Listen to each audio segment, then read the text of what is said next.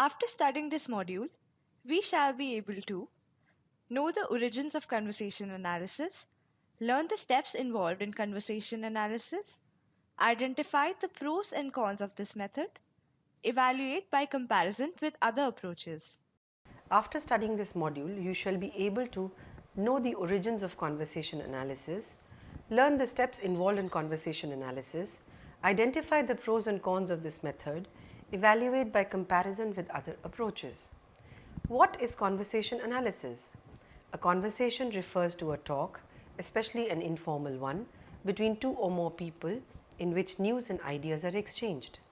It is an impromptu, spontaneous talk between two or more people on an everyday basis. Conversation analysis, hence, is the study of the talk. It is the approach to the study of the natural conversation carried out in a particular manner. It is a naturalistic, observation-based science of actual verbal and non-verbal behavior, which uses audio and video recordings of the naturally occurring interactions, meetings, therapy sessions, telephone calls, and the like as the basic form of data. Conversation analysis assumes that the conversation is sequential and its structure is rule bound and meaningful to the participants in the conversation. It studies the conversation as a behavior, and the thrust of conversation analysis lies in the belief that the conversation itself is sufficient to understand the principles of what happens when people converse. Simply, it takes the conversation at its face value rather than taking the hidden motives, temperaments, personality traits, etc. into consideration. A little history.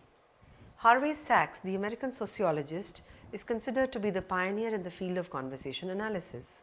Sachs believed that sociology could be a natural observational science, one that would be able to handle the details of actual events formally and informatively. This is the context in which he began to work with tape-recorded conversations. The following extracts helps to clarify his position. Such materials had a single virtue, that I could replay them, I could transcribe them somewhat and study them extendedly. However long it might take, it was not from any large interest in language or from some theoretical formulation of what should be studied that I started with tape-recorded conversations, but simply because I could get my hands on it and I could study it again and again, and also consequentially because others could look at what I had studied and make of it what they could, if, for example, they wanted to be able to disagree with me. Quotes closed.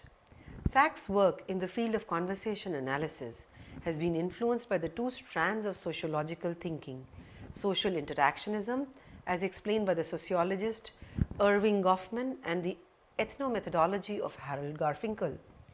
Erving Goffman considered social interaction as a social institution which has its own organization in terms of norms and moral obligations, like other social institutions such as the family, the economy, the religion, and etc. This is not reducible to the psychology of any individual involved in the interaction. An assumption of conversation analysis too, on the other hand, Harold Garfinkel's key concerns was to understand the social interaction in everyday life. The focus of ethnomethodology was the ordinary conversation. The word ethnomethodology indicates Garfinkel's method of studying the common sense methodology used by people to conduct their social interactions. In the 1960s, Sachs, along with Emanuel Shklof, began to investigate conversation in a suicide prevention center in LA by analyzing telephone calls by suicidal people or people who were involved in some way with a suicidal person.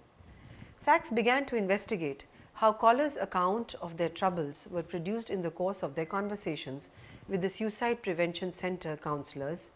This provided the stimulus for what was to become conversation analysis.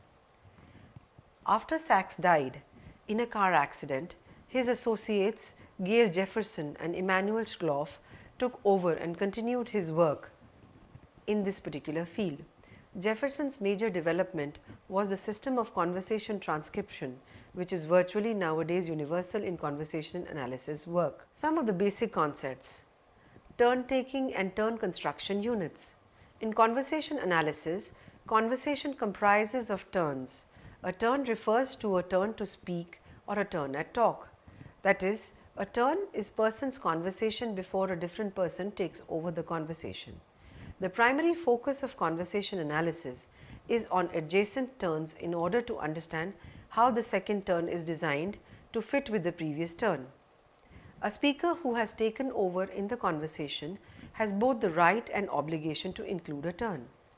Construction unit, which is basically a complete speaker turn, which includes a transition relevant space at which the next speaker will begin to speak. Adjacent pairs. Adjacency pairs are based on the notion that many turns are actually pairs. The two turns are by different speakers. They come next to each other in the basic form and the two turns belong to the same type. Adjacency pairs may seem simple, but they have considerable impact within a conversation because they organize the later turns by setting up expectation about the later turns. Adjacency pairs can be of many kinds, such as question answer, invitation acceptance, request for favor granting, rejecting, apology acceptance, complaint denial, complaint apology, etc.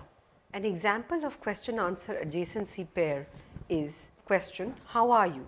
Answer, I am fine. Preference and dispreference organization. In a conversation, turn taking assumes that there is a preference for particular turns to be followed by a particular kind of second turn. These are conversational preferences and not psychological ones. Like in the above example, the preferred response to the turn, that is question, how are you, is I am fine. Repairs. In conversation analysis, the analyst looks for evidence of repeated patterns which are a result of the participant's effort to progress the conversation. One such pattern is repairs. It is the process by which the participants in a conversation go about correcting the error made by them during the conversation. It is argued that the pattern is for the members of a conversation to prefer the repair to be done by the person who made the error in the first place. For example, how many subjects do you have in this semester? I have 6 subjects. 6. Oh, 7 subjects. There are places in a conversation where it is possible that another speaker will take over. Such places are referred to as transition relevant spaces. For example, in the repair pattern, there might be a very short gap before the next person speaks, which is meant for the correction of the error. Usually, if there is a transition from one speaker to another, it occurs smoothly without either a gap or an overlap of speakers. Let us look at some of the steps involved in conversation analysis. Producing the recording. The recording is vital in conversation analysis. Indeed, the analyst may not prefer to collect the data in the sense of making a recording of conversation themselves. Instead, it is a part of the tradition of conversation analysis that the researcher uses extant recordings in the form, say, of telephone conversations routinely recorded by the organizations. The ethos in conversation analysis encourages the choice of naturalistic or naturally occurring conversations whenever available. Of course, what comprises of a natural conversation is a problematic issue in itself. The conversation analyst does not need to be present at the conversation, say making notes, and the analyst would see no point in doing so. Though the recordings are done by machine, but humans decide what is to be recorded and when is it to be recorded. Apart from this, a recording is basically unselective, and what is recorded is not a product of the conversation analyst's question, and it has not gone under a tidying up process. There is no embargo on the use of other data.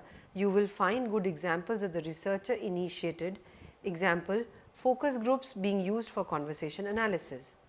There are no choices to be made, and as long as the choices are consistent with what the researcher wishes to attain, the details of the data are a factor in the analysis and not an obstacle. The transcripts. In conversation analysis, the recordings are always transcribed nowadays in Jefferson transcription system. Transcription system cannot by definition completely capture what is on the recording any more than the recording is an exact reproduction of the original conversation. The transcription system imposes its own characteristics on the data, which usually does not cause any difficulty. However, the transcript is not complete and the analyst may need to check the transcriptions against the original recording where there may be doubts. Still, the individual transcribes may produce a transcript different from the other transcribers of the same recording. Therefore, conversationally, the researchers transcribe their own data. This helps the analyst to generate familiarity with the data and also makes the analyst familiar with what can be heard on the recording, having the transcript in front of them. Nevertheless, it means that the researcher is encouraged to focus on the rich but minute details of the conversation. Selecting the features of the transcription to study. The researcher should concentrate on the features of the conversation selected for analysis. It is not analytically useful to try and deal with the entirety of the conversation, and consequently it is necessary to select a feature or possible features to form the starting point of the analysis.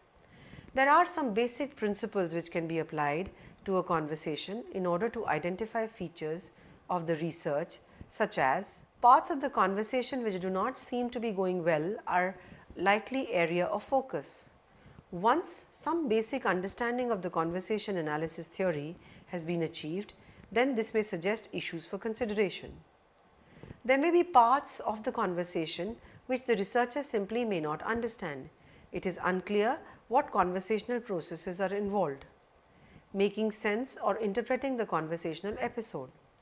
The process of interpretation involves a detailed reading and rereading of the conversation to familiarize oneself with what is going on in the conversation. An attempt has to be made to use the content of the conversation to access how the members of the conversation are making sense of each of the turns and other elements of the conversation. The researcher's personal understanding of the conversational exchanges as a person generally involved in conversations is significant. The researcher's general knowledge of research and theory in conversation analysis is required. Explicating the interpretation. The conversation analyst is a member of the broad community whose conversations are the focus of study. Consequently, the researcher's native or common sense understanding of what happens in an episode from a conversation is an important resource. Nevertheless, this is incomplete as an explication without bringing the links between this resource and the details of the conversation episode together. That is, the analyst needs to demonstrate how their understanding links to the details of the conversation. The analyst needs to be sensitive to the fit of their analysis to the data, but prepared for instances where the analysis and the data simply do not work together. It may also involve revising the explication. Elaboration of the analysis. Once a particular episode has been analyzed, it has to be set in the context of the rest of the conversation transcription. This may allow a further understanding on the episode in question, though equally the entire transcription may raise questions about the adequacy of the analysis so far. Later, sequences in the conversation may in some way directly or indirectly relate back to the analyst's chosen and key conventional episode. Comparison with episodes from other conversations. A conversation need not end with a particular conversation and the researcher's analysis of it. There is the question of whether other instances of conversations seemingly similar support or detract from the analysis. This stage is extremely important because individual episodes are not considered in conversation analysis to be unique. The mechanisms and the ways in which a conversation is both produced by conversationalists and understood by other conversationalists are expected to reoccur across different conversational episodes. Comparisons may be made to find similarities and dissimilarities which may help refine the analysis. When to use conversation analysis? Conversation analysis should not be considered as an approach to qualitative data analysis, but rather an approach to understanding language, conversation, and how the latter evolves through the production of sequence and structures. To understand conversation analysis, one must first understand the roots of this approach in ethnomethodology. Ethnomethodology seeks to find the methods used by members in everyday interaction which achieve this sense of order often called society. Note that it does not emphasize the consideration of psychological notions like motivation, attitudes, etc. Like any other approach, conversation analysis too has a limited area of usage, beyond which it would be rendered significantly useless. Conversation analysis can be used. The data are in the form of a conversation. This automatically means that the researcher does not refer to other sources of information like written documents, like diaries, journals, photographs, etc. The aim is to determine the characteristics of a particular institutional activity and not to make sense of larger entities of social action on multiple levels of organization. A few examples where conversation analysis is used are therapy sessions, medical consultations, courtroom trials, press conferences, interviews of various kinds, helpline talks, computer talks, interaction in the airplane cockpit, classroom interaction, and politicians' talks, etc. Let's evaluate the conversation analysis as a method. The advantages of the conversation analysis are scientific vigor. The standard transcription system allows for comparability and replicability between the researchers. Transcripts become a public record. The transcripts are available for other researchers to study. Conversation analysts often share data and collaborate in developing an understanding of interactional phenomena. Recordings can be replayed. Recordings can be studied many times over. Transcripts can be reanalyzed. Transcripts can be reanalyzed in different ways. The researcher is not limited by the original transcription. Different sequences can be selected. A different researcher can choose different sequences of utterances to the first researcher. Some of the disadvantages of conversation analysis. It is time consuming. Transcription of data is time consuming and it is therefore difficult to analyze a large body of data. Analyzing visual data becomes very difficult. It can be difficult for a researcher using visual data to see everything given the limitation of technology. Visual transcription systems are still under development. Transcription is a subjective process. Transcription needs to be seen as a kind of mediation between the raw data, the recordings, and the to be constructed images. A comparison with the discourse analysis. Conversation analysis emphasizes on the natural conversation that is carried out in a particular manner, whereas discourse analysis refers to a number of approaches that aim to analyze written, vocal, or sign language use. It can include discourse, written material, and conversation. Unlike the conversation analysis, discourse analysis studies language beyond the structure and the sequence of conversation. This further ensures that the discourse analysis takes into account the core sociological concerns, gender, class, and power. The method of conversation analysis aims at determining how the participants produce conversation and make sense of the conversation produced by the other participants in a conversation. It does not seek to examine the circumstances around which the conversation is produced and only concentrates on the methods used by the participant to make conversation, unlike the discourse analysis. In summary, discourse analysis examines broad categories and conversation analysis, although more difficult to employ, examines a narrow set of categories.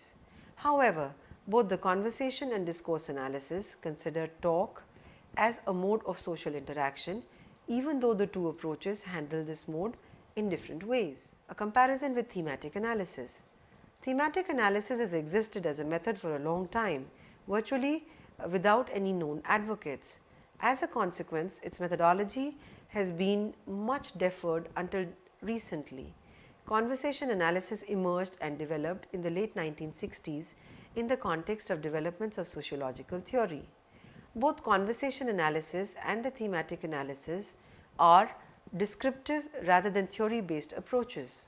Both thematic and conversation analysis are built on a great deal of analytical work on the part of the researcher.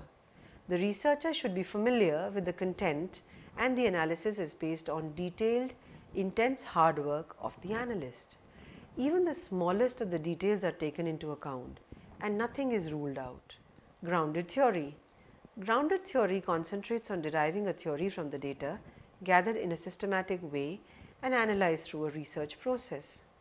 It goes in depth and looks at the meaning of the conversation and tries to develop an understanding of the data to emerge a theory out of it. On the other hand, conversation analysis just analyzes the conversation at its face value and is not bothered with its meaning.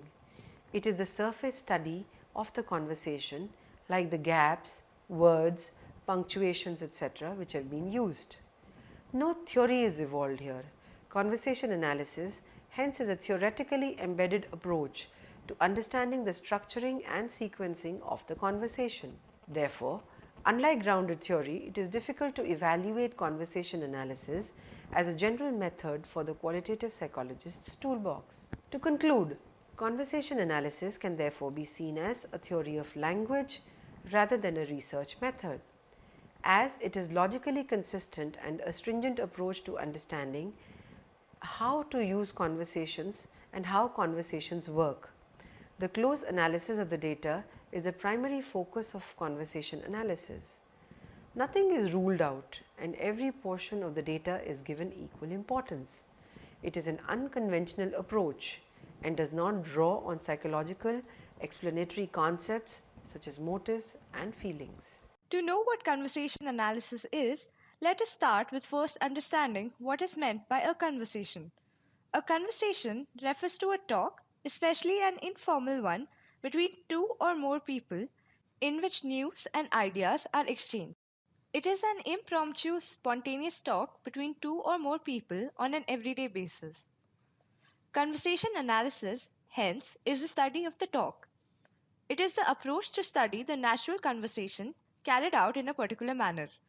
It is a naturalistic, observation based science of actual behavior which uses audio and video recordings of naturally occurring interactions, meetings, therapy sessions, telephone calls, and the like as the basic form of data. Conversation analysis assumes that the conversation is sequential and its structure is rule bound and meaningful to the participants in the conversation.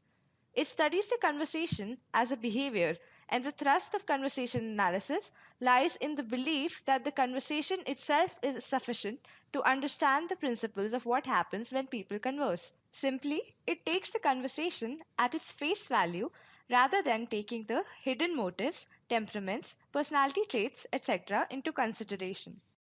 Let us now look back in the past and see how conversation analysis developed. Harvey Sachs, the American sociologist, is considered to be the pioneer in the field of conversation analysis. Sachs believed that sociology could be a natural observational science, one that would be able to handle the details of actual events formally and informatively. This is the context in which he began to work with tape recorded conversations. Sachs' work in the field of conversation analysis has been influenced by the two strands of sociological thinking: social interactionism, as explained by the sociologist Irving Goffman, and ethnomethodology of Harold Garfinkel. Irving Goffman considered social interaction as a social institution which has its own organization in terms of norms and moral obligation, like other social institutions such as the family, economy, religion, etc. This is not reducible to the psychology of any individual involved in the interaction, an assumption of conversation analysis too. On the other hand, Harold Garfinkel's key concern was to understand the social interaction in everyday life. The focus of ethnomethodology was the ordinary conversation. The word ethnomethodology indicates Garfinkel's method of studying the common sense methodology used by people to conduct their social interactions. In the 1960s, Sachs, along with Immanuel Shegloff, with these ideologies, began to investigate conversations in a suicide prevention center in Los Angeles by analyzing telephone calls by suicidal people or people who were involved in some way with a suicidal person. Sachs began to investigate how callers' accounts of their troubles were produced in the course of their conversations with the Suicide Prevention Center counselors. This provided the stimulus for what was to become conversation analysis. After Sachs died in a car accident, his associates Gail Jefferson and Immanuel Shegloff took over and continued his work in the field. Jefferson's major development was the system of conversation transcription, which is virtually nowadays universal in conversation analysis work. Before we begin to examine how conversation analysis is done, let us first focus on some of the basic concepts that are used in conversation analysis. Turn taking and turn construction units. In conversation analysis, conversation comprises of turns. A turn refers to a turn to speak or a turn to talk. That is, a turn is person's conversation before a different person takes over the conversation. The primary focus of conversation analysis is on adjacent turns in order to understand how the second turn is designed to fit with the previous turn. A speaker who has taken over in the conversation has both the right and obligation to include a turn construction unit, which includes a transition relevant space at which the next speaker will begin to speak. Adjacency pairs. Adjacency pairs are based on the notion that many turns are actually pairs. The two turns are by different speakers, they come next to each other in the basic form, and the two turns belong to the same type. Adjacency pairs may seem simple, but they have considerable impact within a conversation because they organize the latter turns by setting up expectation about the latter turns. An example of question answer adjacency pair is: How are you? I am fine. Preference and dispreference organization. In a conversation, turn taking assumes that there is a preference for particular turns to be followed by a particular kind of second turn. These are conversational preferences and not psychological ones. Like in the above example, the preferred response to the turn, that is, question, how are you, is I am fine. Repairs. In conversation analysis, the analyst looks for the evidence of repeated patterns, which are a result of the participant's effort to progress the conversation. One such pattern is repairs. It is the process by which the participants in a conversation go about correcting the error made by them during the conversation. It is argued that the pattern is for the members of a conversation to prefer the repair to be done by the person who made the error in the first place. For example, how many subjects do you have in this semester? I have 6 subjects. 6? Oh, 7 subjects. Further, there are places in a conversation where it is possible that another speaker will take over. Such places are referred to as transition relevance spaces. For example, in the repair pattern, there might be a very short gap before the next person speaks, which is meant for the correction of the error. Usually, if there is a transition from one speaker to another, it occurs smoothly without either a gap or an overlap of speakers. Let us now look at how conversation analysis is done, that is, the steps involved in conversation analysis. There are several steps involved in conversation analysis. First, providing the recording. The recordings need to be initially provided. They can be in form of naturalistic or phone conversations. Second, transcripts. These recordings are then transcribed. These days, the Jefferson transcription system is used. Then the features of transcript are selected. This is the third step, selecting the features of transcription of study. A feature initially selected as a starting point of analysis and various principles are then applied to it. Fourth, interpreting the conversation. The conversation should be read and reread to familiarize oneself with the content. Fifth, explicating the conversation. The analyst needs to demonstrate how their understanding links to the details of the conversation. Sixth, elaboration of the analysis. Each episode needs to be set in the context of rest of the conversation transcription. This may allow further understanding of the episode. 7. Comparisons with episodes from other conversations. There is the possibility of other analysis, similar, support, or detract form of the analysis. The mechanisms and ways in which a conversation is both produced by conversationalists and understood by conversationalists are expected to reoccur across different conversational episodes. Conversation analysis is an approach to understand language, conversation, and how conversation evolves through sequences and structures. It can be used when the data are in the form of conversation. This automatically means that researcher does not refer to other sources of information like written documents, photographs, etc. The aim is to determine the characteristics of a particular institutional activity and not to make sense of larger entities of social actions on multiple levels of organizations. Like all other analysis techniques, conversation analysis has its own advantages and disadvantages. Advantages of conversation analysis: scientific rigor. Standard transcription systems allow for comparability and replicability between researchers. Transcripts become a public record.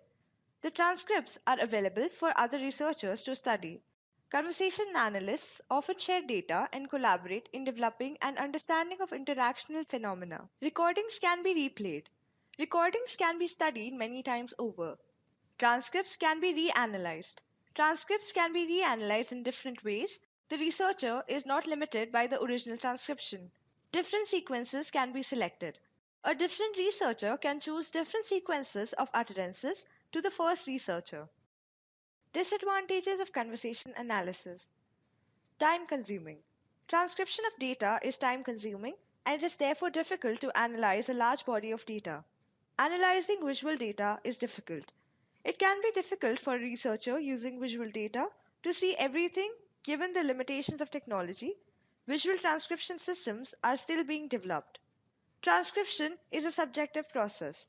Transcription needs to be seen as a kind of mediation between the raw data, the recordings, and the to be constructed images. Here we compare the conversation analysis method with other approaches like discourse analysis, thematic analysis, and the grounded theory. Discourse analysis refers to a number of approaches that aim to analyze written, vocal, or sign language use, whereas conversation analysis emphasizes on the natural conversation as it is carried out. Unlike the conversation analysis, discourse analysis studies language beyond the structure and sequences of conversation and takes into account the sociological concerns like gender, class, and power. In comparing CA with thematic analysis, we draw certain similarities between the two approaches. Both are descriptive rather than theory based approaches and are built on analytical work on the part of the researcher. Grounded theory concentrates on deriving a theory from the data gathered in a systematic way and analyzed through a research process. Unlike conversation analysis, grounded theory goes in depth and looks at the meaning of the conversation. Theory evolves during the research process, unlike in the case of conversation analysis. Therefore, unlike grounded theory, conversation analysis cannot be considered as a general method for qualitative research. To summarize, in this module, you have learned about the historical beginnings of the conversation analysis. You have been introduced to a number of basic concepts related to this approach. In this module, there are substantial details about the steps involved in doing conversation analysis. The area of usage of conversation analysis has also been underlined in the module. Subsequently, you shall find evaluative comments stating the merits and demerits of conversation analysis. Consequently, the approach has been compared with other approaches towards research: discourse analysis, thematic analysis, and the grounded theory.